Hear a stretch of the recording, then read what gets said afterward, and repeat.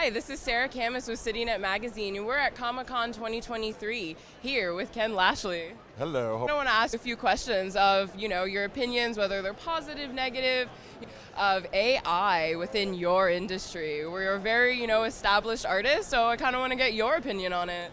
Wow, that's a loaded question. That's a lot of to unpack. I'm conflicted. I'm conflicted because eventually we all know that it's one of those things. They're businesses and they want to get their stuff as quickly as possible.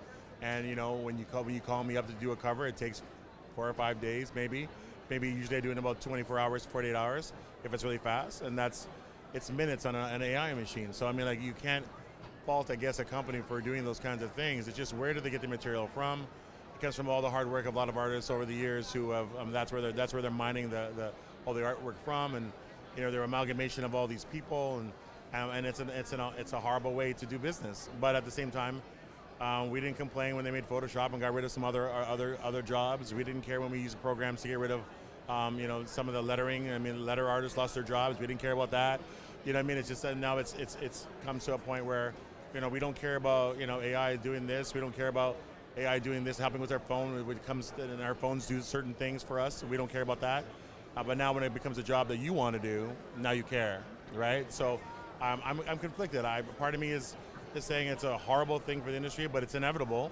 I mean, it's inevitable. I mean, so what do I do about it? Am I going to be upset about something that's inevitable? No. I can't worry about it. I can do the things that I can do, and I can't worry about anything else. Do I want them using my stuff? No.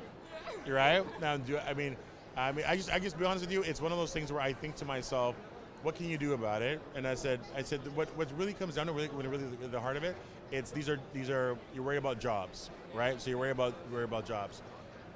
So I guess the way to safeguard yourself from all this stuff is have your own stuff, and not worry about getting a job. Be in control of your own destiny, and make your own products. I mean, if you're looking for a job, no matter what job it is, I mean, they're looking at ways to streamline it and make it work for them. So if that means they want to use AI, I mean, I can't stop them, and they can do whatever they want, but they can't stop me from creating my own stuff. And do you find that maybe you can use AI to expand off of an idea you might have, or collaborate with it in a sense?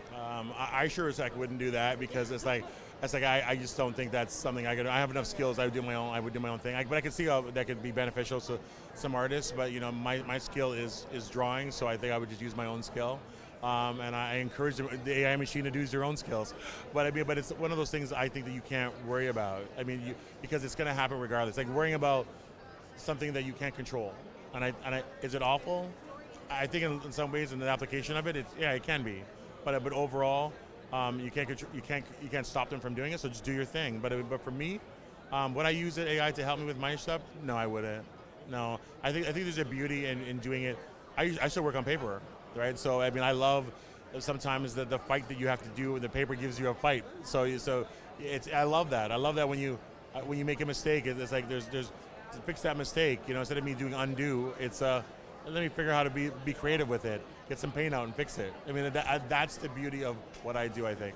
And like Bob Ross would say, there's only happy mistakes, right? Bob Ross was a beast. I love that. I look at that. You're a big joke. Bob Ross, I saw, and all his work goes for some crazy amounts of money now. It's like insane. But I mean, I watched a documentary about him, and I was like, such respect for Bob Ross. But even now, it's like even more respect for Bob Ross, right? Well, I have one last question for you.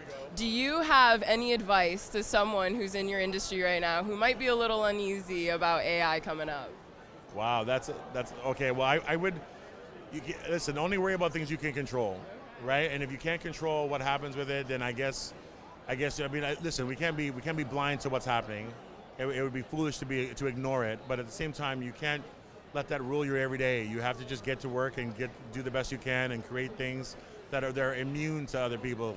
I mean, like, if you want a job working, if your end goal is to work for, a company and do their work forever, that's a fool's errand, right? That's not that. You have to have creative control and something that you own, that you go wake up every morning, that you can make money, take care of your family, but you own.